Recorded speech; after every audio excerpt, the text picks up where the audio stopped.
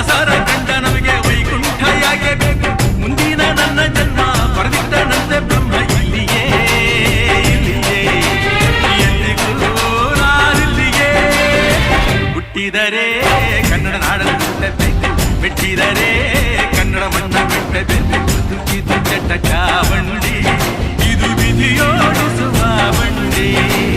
ಬದುಕಿದು ಜಟಕ ಬಂಡಿ